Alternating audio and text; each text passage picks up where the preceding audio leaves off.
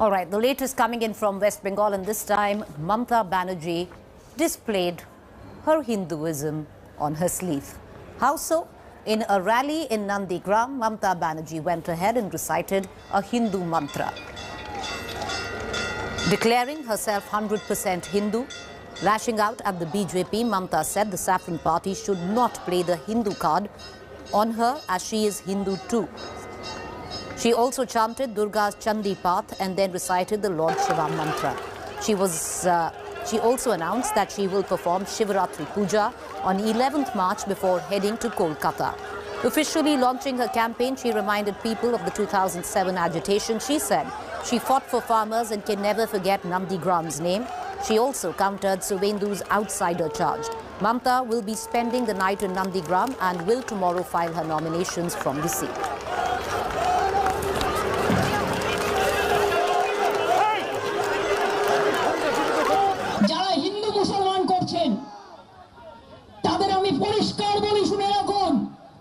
আমিও হিন্দু ঘরের মেয়ে আমার সাথে হিন্দু কোড খেলতে যাবেন না আমার সাথে হিন্দু কোড খেলতে গেলে আগে বলুন আপনি নিজে ভালো হিন্দু কিনা হিন্দু ধর্মের আদর্শ মানুষকে ভালোবাসা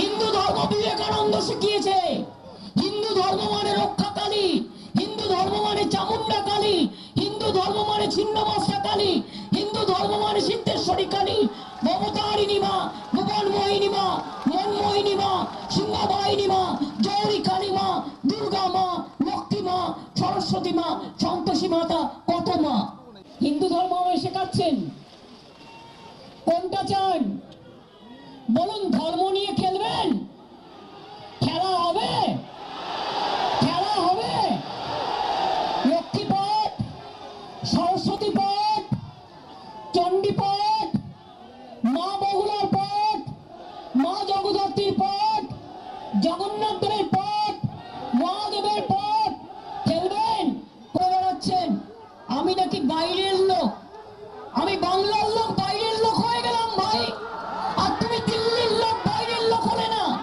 তুমি রাজস্থানের গুন্ডা তুমি গুন্ডা হলে না তুমি বহিরাগত হলে না আর আমি বাংলার লোক তোমার বাড়ি মিদনাপুরে আমার বাড়ি বীরভূমে তফাৎ তো এইটুকু তোমার নন্দীগ্রাম জ্বললে আমি আসি আমার বীরভূম জ্বললে তুমি যাও এইটুকু তো তফাৎ নন্দীগ্রাম আপনারাই তো শিখিয়েছেন যখন আন্দোলন চলছিল একদিকে গুলি আর একদিকে বোমা আপনারা কি করছিলেন আপনারা গুন্ডাদের সাথে লড়াই করেছিলেন কেউ দিয়েছিলেন আজানের সুর কেউ দিয়েছিলেন শঙ্খধ্বনি কেউ দিয়েছিলেন উলুধ্বনি তাই নন্দীগ্রাম আজ শুধু নন্দীগ্রামে নয় सारा पृथ्वी ते नंदीग्राम पहुंचे गए।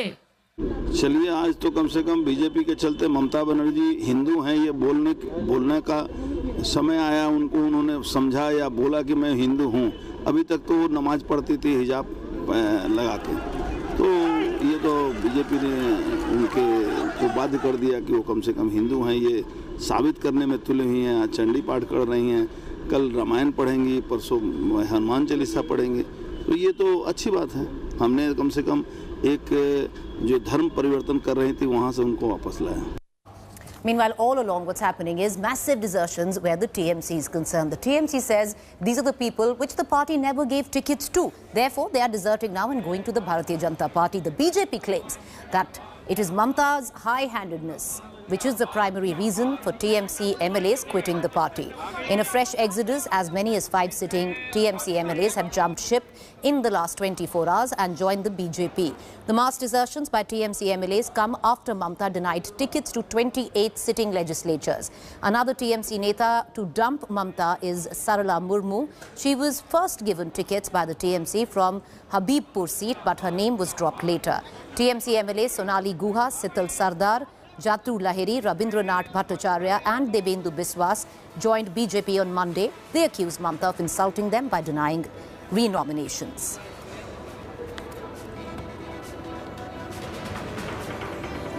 तृणमूल कांग्रेस के लिस्ट के आने के बाद जब आपने देखा आपका नाम नहीं है लिस्ट में तब आपने मुख्यमंत्री से बात किया?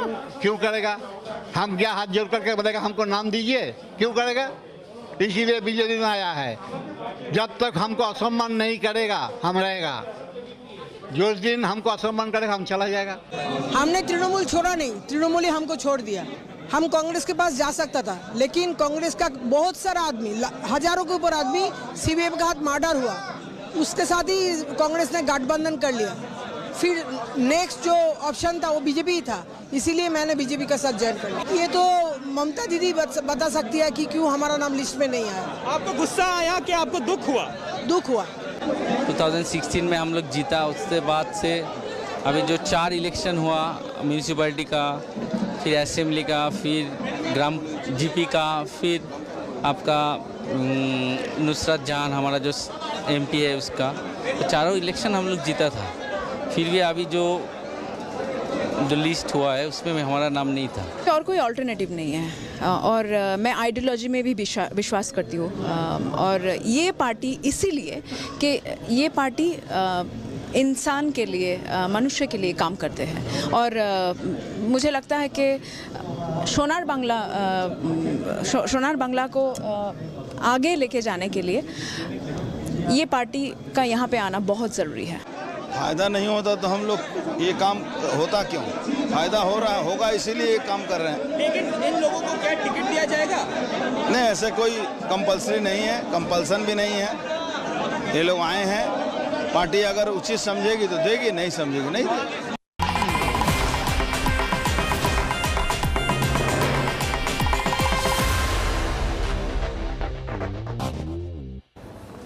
All right, let's shift focus right now from the state of West Bengal to the state of Tamil Nadu, and the latest coming in from there. There seems to be a setback right now coming in for the AIADMK and the BJP alliance.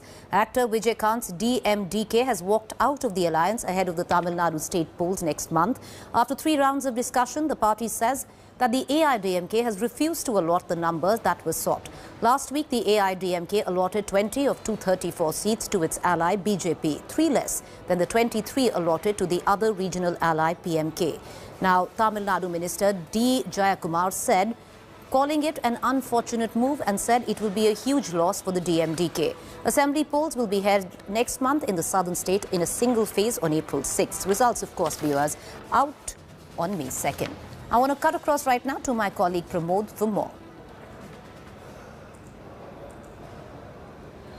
Well, Preeti, the thing is that DMDK from the beginning itself was saying that they want the equal number of seats that was given to PMK party as well, which was 23, and it could not be settled. Unfortunately, things went extremely down south as the party's leader Sudesh came out. He said that they are exiting the NDA alliance, which is AIADMK and BJP in the state, and not just that the cadres of DMDK will work hard to make sure that the AIADMK loses the deposit in each and every constituency in the state. All right, Pramod, appreciate you joining us. We're going to continue to come to you for further updates in the story. Oh, he's tossed to it.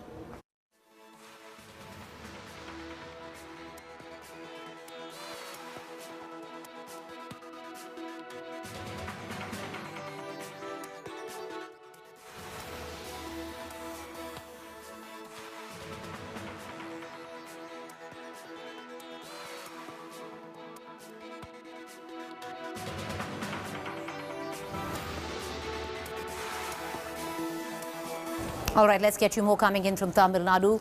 Now, there seems to be something which has been brewing off for a very long time, which is a complete rivalry between Kamal Hassan versus Stalin of the DMK. Take a look on how it's all panning out.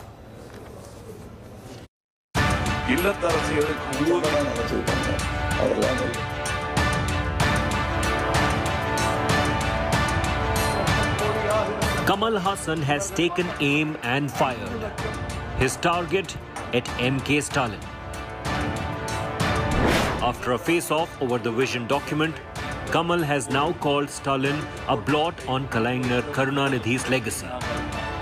Kamal did not hold back, saying if he wanted to insult Karunanidhi, he would have just said one name, MK Stalin.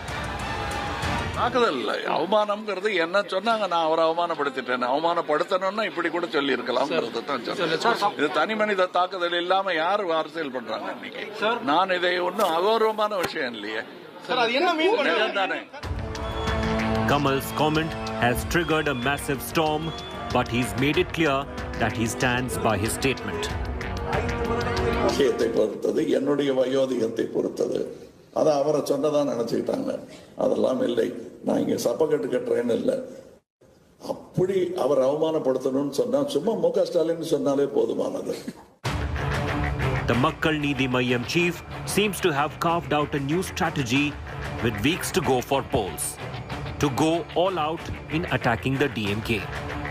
This Stalin insult comes a day after Kamal accused the DMK chief of copying his vision document. இல்லத்தரசிகளுக்கு ஊதியம் என்ற இந்த ஒரு கருத்து கோட்பாட்டை முன்வைத்த முதல் கட்சி நாங்கள் தான். நாங்கள் சொல்கிறோம் 50 லட்சம் பேருக்கு எங்கள் ஆட்சி காலத்தில் வேலை வாய்ப்புகள் என்கிறோம்.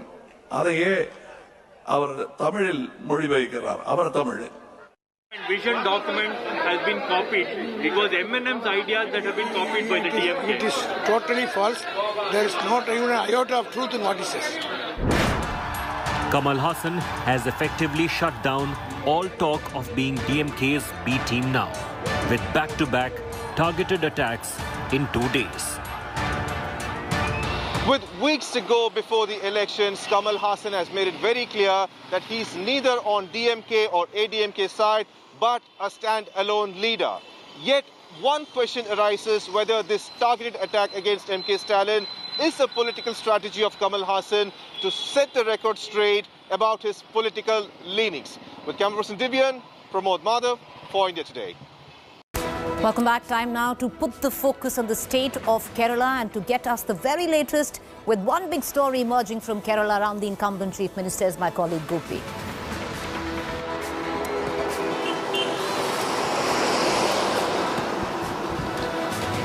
The battle for Kerala heats up after Amit Shah has slammed Chief Minister Pinarayi Vijayan over the Kerala gold smuggling case.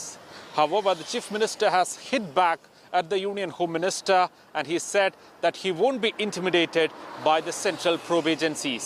Take a look at this report.